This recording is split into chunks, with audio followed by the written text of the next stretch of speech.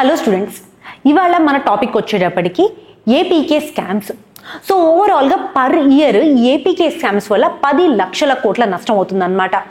And దాంతోపాటు రీసెంట్గా వచ్చినటువంటి రిపోర్ట్ ప్రకారం చూసుకున్నట్టయితే ఎక్కువ ఈ ఏపీకే స్కామ్కి సంబంధించిన కాల్ సెంటర్స్ ఉంటాయి కదా, ఎక్కువ జార్ఖండ్, వెస్ట్ బెంగాల్ స్టేట్స్లో ఉన్నాయి. అండ్ దాంతోపాటుగా ఈ ఫ్రాడ్స్ ఏవైతే జరుగుతున్నాయో అవి ఎక్కువగా మహారాష్ట్ర, తెలంగాణలో ఎక్కువ జరుగుతున్నాయంట. సో ఓవరాల్గా ఈ డేటా మనం ఈ కాంటెక్స్ట్లో అసలు ఏపీకే స్కామ్స్ అంటే ఏంటి, అండ్ దాంతోపాటుగా ఎందుకు ఇండియాలో మనకి ఏపీకే స్కామ్స్ కానివ్వండి, సైబర్ స్కామ్స్ కానివ్వండి ఎందుకు ఎక్కువగా జరుగుతున్నాయి, వాటిని ట్యాకిల్ చేయలేకపోవడానికి ఉన్నటువంటి challenges and way forward discuss చేసుకుందాము. ఫస్ట్ చూసుకున్నట్టయితే మనకి ఇక్కడ అసలు ఏపీకే అంటే ఏంటి? ఆండ్రాయిడ్ ప్యాకేజ్ కిట్ని ఏపీకే అంటారనమాట. ఇప్పుడు ఫర్ ఎగ్జాంపుల్ మనం ఒక యాప్ డౌన్లోడ్ చేయాలి అనుకుంటున్నాము మన ఫోన్లో. సో అప్పుడు ఏం చేస్తాము, ఆండ్రాయిడ్ ఫోన్ అనుకోండి, గూగుల్ ప్లే స్టోర్లోకి వెళ్ళేసేసి యాప్ని డౌన్లోడ్ చేసుకుంటాం మనం. అదే ఒకవేళ ఐఫోన్ అనుకుంటే యాప్ స్టోర్లోకి వెళ్ళి డౌన్లోడ్ చేస్తాము. అది legitimate means of downloading and app. కానీ మనం ఏపీకే ఫైల్స్ ద్వారా కూడా యాప్ని డౌన్లోడ్ చేసుకునే అవకాశం ఉంటుందన్నమాట సైడ్ లైన్స్లో, అంటే లింక్ ద్వారా. సో ఇప్పుడు ఈ స్కామర్స్ ఏం చేస్తారు అంటే ఫ్రాడ్యులెంట్ ఏపీకేస్ ఉంటాయి కదా, వాటిని ఈమెయిల్ ద్వారా కానివ్వండి, వాట్సాప్ మెసేజెస్ ద్వారా కానివ్వండి, టెలిగ్రామ్ ఆర్ ఎస్ఎంఎస్ ఏ రకంగా అయినా పంపించడం వల్ల మనం ఆ యాప్ని డౌన్లోడ్ చేసుకుంటాము. సో ఇది ఫ్రాడ్యులెంట్ వేస్లో ఏపీకే ఎంటర్ అవుతుంది అనమాట. అండ్ అసలు ఏపీకే ఫ్రాడ్స్ వల్ల ఏమవుతుంది అంటే ఆ డివైస్ యొక్క యాక్సెస్ అనేది మనకు వచ్చేస్తుంది. అండ్ దాంతో పాటుగా వాళ్ళ యొక్క పర్సనల్ డేటా ఉంటుంది కదా, ఫర్ ఎగ్జాంపుల్ మన ఫొటోస్ కానివ్వండి, వీడియోస్ కానీ, బ్యాంకింగ్ డీటెయిల్స్ కానివ్వండి, ఆ పర్సనల్ డేటా అంతా స్కామర్కి తెలిసిపోతుంది. అండ్ దాంతోపాటు ఫినాన్షియల్ ట్రాన్సాక్షన్స్ కూడా మనకి తెలియకుండా కూడా జరిగే అవకాశం ఉంటుంది అనమాట. సో ఏపీకే ఫ్రాడ్స్ వల్ల ఇవన్నీ జరుగుతాయి. మనం ఎగ్జాంపుల్ చూసుకుంటే 2020 to 2023 cash mania loan scams కానివ్వండి. సో ఓవరాల్ ఈ అన్ని స్కామ్స్ ని మనం మెల్లమెల్లగా ఎక్స్ప్లెయిన్ చేసుకుంటూ వెళ్దాము. సో ఒక్కసారి fake loan scams, bank KYC fraud, parcel courier scams, ఇవన్నీ రీసెంట్ గా జరిగినటువంటి ఏపీకే స్కామ్స్. ఒక్కసారి అసలు ఏపీకే స్కామ్స్ అనేవి ఎట్లా నడుస్తాయనే చూద్దాం అనమాట. ఫస్ట్ చూసుకున్నట్టయితే ఒక కాల్ కానీ, ఎస్ఎంఎస్ కానీ, వాట్సాప్ లో లింక్ కానీ వస్తుంది. సో ఒక్కసారి ఆ లింక్ డౌన్లోడ్ చేసిన తర్వాత ఈ మెలీషియస్ ఏపీకే ఫైల్ ఏదైతే ఉందో అది మనకి డౌన్లోడ్ అయిపోతుంది. ఆ తర్వాత సెకండ్ స్టేజ్ లో ఏంటి అంటే ఏపీకే ఫైల్ డౌన్లోడ్ అయిపోయిన తర్వాత మనకి పర్మిషన్స్, ఎలో పర్మిషన్స్ లోకి వెళ్తుంది అనమాట. ఎస్ఎంఎస్ కి, కాంటాక్ట్స్ కి, మైక్, కెమెరా, వీటన్నిటికి. సో ఆ తర్వాత ఏమవుతుంది, ఒకసారి ఈ పర్మిషన్స్ ఎలో చేసిన తర్వాత మన ఎస్ఎంఎస్ కానివ్వండి, మన కెమెరాలో ఉన్న ఫొటోస్ కానివ్వండి, ఇవన్నీ వాళ్ళకి కనిపించడం మొదలు పెడతాయి. ఫర్ ఎగ్జాంపుల్ మనకి క్యాష్ మేనియా క్లోన్స్ లో ఏం జరిగింది అంటే ఒక యాప్ ని డౌన్లోడ్ చేసుకోవడం జరిగింది. ఆ డౌన్లోడ్ చేసుకున్న తర్వాత ఇన్ కేస్ వీళ్ళు కరెక్ట్ గా టైమ్లీ పే చేయలేదు అనుకోండి, ఆల్రెడీ యాప్ ద్వారా చాలా వరకు ఫొటోస్ అన్ని వాళ్ళ దగ్గర ఇన్ఫర్మేషన్ ఉందన్నమాట యాప్ ఉన్న వాళ్ళ దగ్గరికి. సో వాళ్ళు వాటిని డీప్ ఫేక్ కింద క్రియేట్ చేయడం, మార్ఫ్ చేసి మళ్ళీ వాళ్ళ విక్టిమ్స్ యొక్క ఫ్యామిలీస్ కి పంపడము. సో ఓవరాల్ గా సైకలాజికల్ అండ్ సోషల్ ట్రామా అనేది క్రియేట్ చేశారు వాళ్ళు. నెక్స్ట్ వచ్చేప్పటికి ఎక్స్ప్లాయిటేషన్. అంటే ఈ మాల్వేర్ ఓటీపీస్ని, పాస్వర్డ్స్ని, వీటన్నిటిని స్టీల్ చేస్తుంది అనమాట. ఫర్ ఎగ్జాంపుల్ 2024 ఢిల్లీ పార్సిల్ స్కామ్లో కూడా అంతే. ఇక్కడ ఏం జరిగింది అంటే ఒక యాప్ స్పెసిఫిక్గా ఇది ఒక నార్మల్ యాప్ లాగా రావడం జరిగింది, కానీ ఈ యాప్ ఎస్ఎంఎస్ ద్వారా ఇన్స్టాల్ చేసుకున్నారు వాళ్ళు. ఆ తర్వాత అక్కడ ఉన్నటువంటి యూపీఐ అకౌంట్ అదంతా స్టీలింగ్ చేయడం జరిగింది అనమాట. అండ్ ఆ తర్వాత మనం చూసుకున్నట్టయితే డేటా హార్వెస్ట్ చేయడం, ఫొటోస్, ఫైల్స్ ని అప్లోడ్ చేసుకున్న వాటిని తీసుకోవడము. అండ్ ఇంకొక విషయం చూసుకున్నట్టయితే ఇది క్రాస్ బార్డర్ ఆపరేషన్స్. ఈ సిండికేట్స్ అన్ని మనం చూసుకున్నట్టయితే కంబోడియా, దుబాయ్, చైనాలో ఉంటాయి. వీళ్ళు చిన్న చిన్న కాల్ సెంటర్ లాంటి సెల్స్ పెట్టుకొని వీళ్ళు ఆపరేట్ చేస్తూ ఉంటారు. సో వీళ్ళని ట్రాక్ చేయడం కూడా కష్టమే అనమాట. సో వీళ్ళు ఏం చేస్తారు అంటే ఒకసారి ఈ మనీ ఏదైతే ఉంటుందో మనీ ఎక్స్ట్రాక్ట్ చేస్తారు కదా, తీసింది మ్యూల్ అకౌంట్స్ ద్వారా వాళ్ళ బ్యాంకులోకి వేయించుకుంటారు. ఈ మ్యూల్ అకౌంట్స్ ఉన్నటువంటి డబ్బులు ఉంటాయి కదా, వాటిని వెంటనే క్రిప్టో కింద మార్చేస్తారు. సో దానివల్ల వాళ్ళని ట్రాక్ చేయడం చాలా కష్టం అనమాట.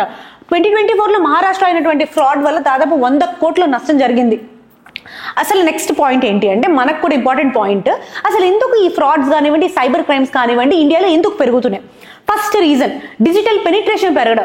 దాదాపు 85,000 crore స్మార్ట్ ఫోన్ యూజర్స్ ఉన్నారు ఇండియాలో, కానీ చాలా మందికి ఆ స్మార్ట్ ఫోన్ యూసేజ్ మీద కానివ్వండి, లేదా డిజిటల్ లిటరసీ మీద కానివ్వండి క్లియర్ అవేర్నెస్ లేకపోవడము, అండ్ ఏ లింక్ వస్తే ఆ లింక్ ని పుష్ చేసుకోవడము. సో వీటి వల్ల one of the major reason అనమాట హై డిజిటల్ పెనిట్రేషన్.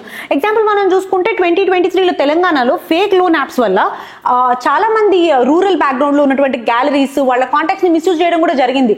మీరు చూసినట్టయితే ఒకవేళ వాళ్ళు లోన్ రీపేమెంట్ చేయలేదు అనుకోండి, వాళ్ళ కాంటాక్ట్స్ లో మీ నెంబర్ ఉంటే వాళ్ళకి కాల్ చేసి వాళ్ళు చేయలేదని చెప్పడము.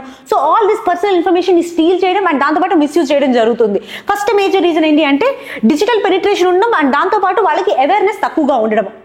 రెండోది వచ్చేటప్పటికి యూజ్ ఆఫ్ ఇన్ఫార్మల్ లింక్స్. ఇక్కడ మనం ఆల్రెడీ చెప్పాం, ఈ ఏపీకేస్ అవి మలీషియస్ ఏపీకేస్ డౌన్లోడ్ చేయాలి అంటే ఇన్ఫార్మల్ లింక్స్ యొక్క మేజర్ ఇంపార్టెంట్ రోల్ ఇక్కడ.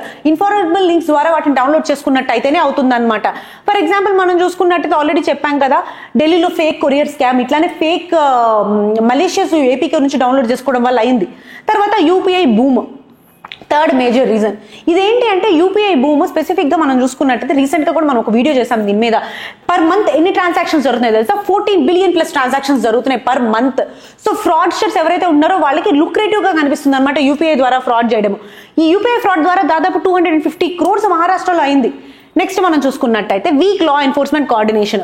ఇక్కడ మనం ఏం చెప్పాము, చాలా వరకు వీళ్ళు సిండికేట్స్ లాగా కంబోడియా, చైనా లాంటి కంట్రీస్ లో ఉంటూ ఉంటారు. ఇండియాలో చిన్న చిన్న కాల్ సెంటర్స్ పెట్టుకొని వీళ్ళు ఆపరేట్ చేస్తూ ఉంటారు.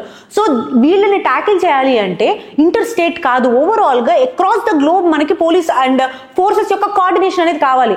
సో ఆ వీక్ లా ఎన్ఫోర్స్మెంట్ కోఆర్డినేషన్ లేకపోవడం వల్ల, ఇంకోటి cheap smart phones and side loading culture.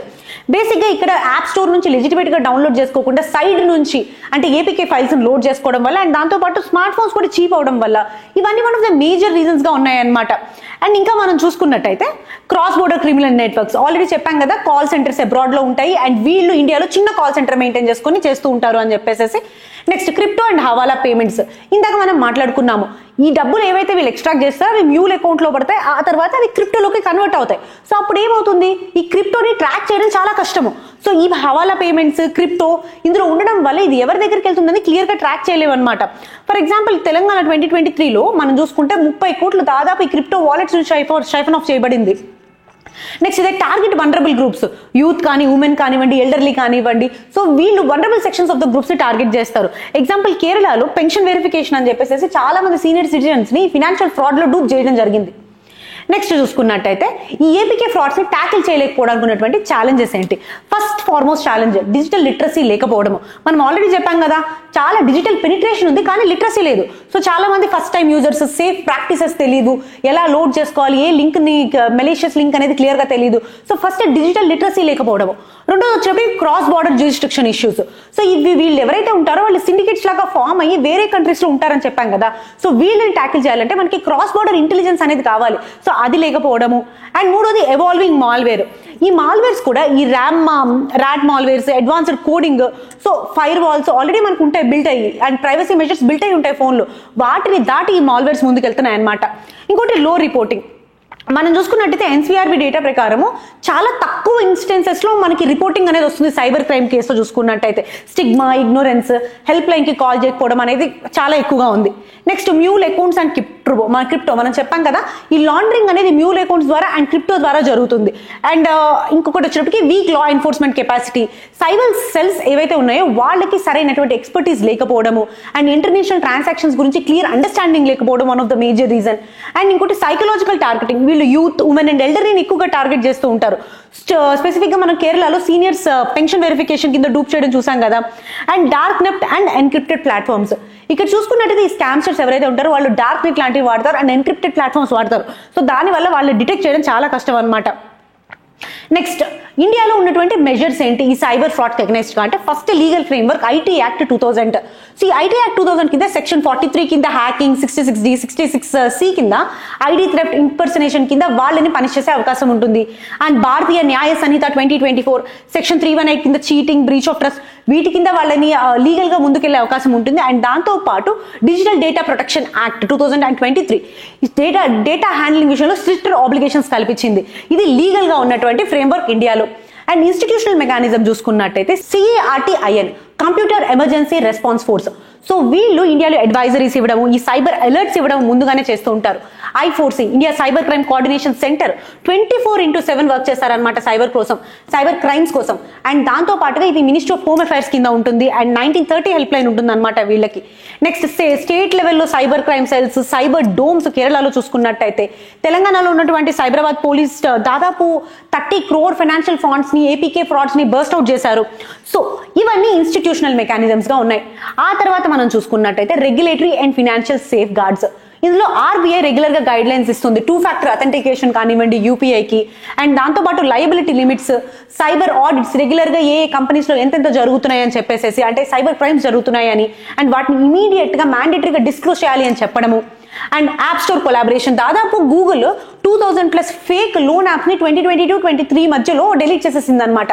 So ఇవన్నీ రెగ్యులేటరీగా అండ్ ఫినాన్షియల్ గా సేఫ్ గార్డ్స్.